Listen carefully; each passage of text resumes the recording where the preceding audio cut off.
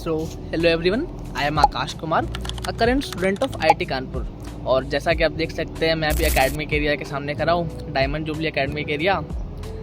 तो बहुत सारे लोग मेरे से पूछते हैं कि यार आकाश, तुमने अपने प्रिपरेशन के टाइम कौन सी बुक बनाई थी specially for maths and calculus.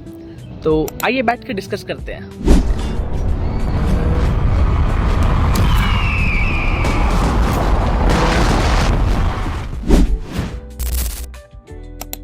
तो यार 11-12 में तो मैंने सिंगेज लगाई और पर्सनली उससे मुझे ज़्यादा फायदा हुआ नहीं।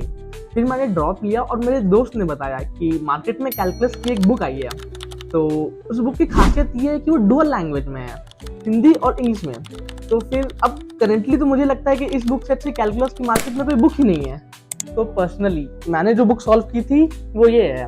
पर अभी मार्केट में इस बुक की एक रिवाइज्ड एडिशन भी है जो कि मैं अपने जूनियर से लेके आया हूँ, और वो ये है। तो ये पुरानी बुक रखी हुई है और आइए इस रिवाइज बुक को देखते हैं। पेज की क्वालिटी तो काफी अच्छी है। तो यहाँ पे जैसे कि क्वेश्चन दिया, जूम करना थोड़ा, यहाँ पे क्वेश्चन दिया हुआ है, a function 2 to infinity define on D. और ये एक फंक्शन दिया हुआ है और कह रहा है कि फंक्शन 1 और ऑन टू बोथ है, तो हमें डी फाइंड करना है। तो अब सॉल्यूशन देखते हैं। तो सॉल्यूशन बेसिकली कह रहा है कि given the function is 1 on 2 means 1 होने के लिए x 2 से इंफिनिटी में फंक्शन इंक्रीजिंग होना चाहिए, एंड ऑन टू रेंज होने के लिए कोडोमेन होना चाहिए, जो कि हमें पता है। तो आइए अब आगे देखते हैं। यहाँ पे एक क्वेश्चन है जैसे कि find the shortest distance between the line and the parabola. तो उसके एक्सप्लेनेशन में यही लिखा हुआ है कि लाइन और पैराबोला के बीच की शॉर्टेस्ट डिस्टेंस उसके नॉर्मल के अलॉन्ग होगी। और अगर आप देखिए बुक में किसी भी पेज पे, इधर हिस्टोरिकली फिजिक्स में ऑब्जेक्ट के मोशन को समझने के लिए डेरिवेटिव को इंट्रोड्यूस किया गया। तो मतलब पूरी बुक बेसिकली इंग्लिश लैंग्वेज में ही है, जो कि बच्चों को समझने में बहुत आसान होती है और बहुत ही लूसिड लैंग्वेज है।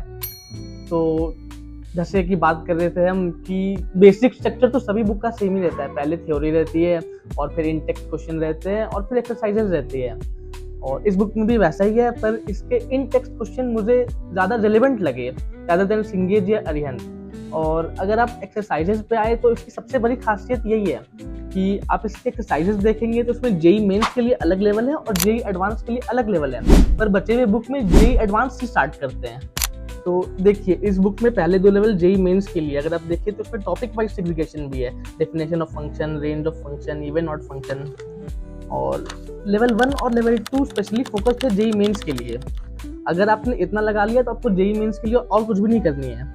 और उसके बाद और भी कई लेवल हैं, जैसे कि लेवल 3, ये स्पेशली जेई एडवांस के लिए है। पर बाकी बुकों में क्या होता है, जो कि मेरे ऐसी पर्सनल ओपिनियन है कि वो डायरेक्ट लेवल 3 से स्टार्ट करते हैं, जेई एडवांस से, जो कि कई बार कॉन्फिडेंस डाउन कर देती है। तो यार this was the conclusion from my and. Hope आपको कुछ अच्छा मिला होगा और मुझे भी आपको हेल्प करके एक अच्छी feeling I. This was the basic conclusion from my and, और फिर कभी मिलते हैं। Thank you.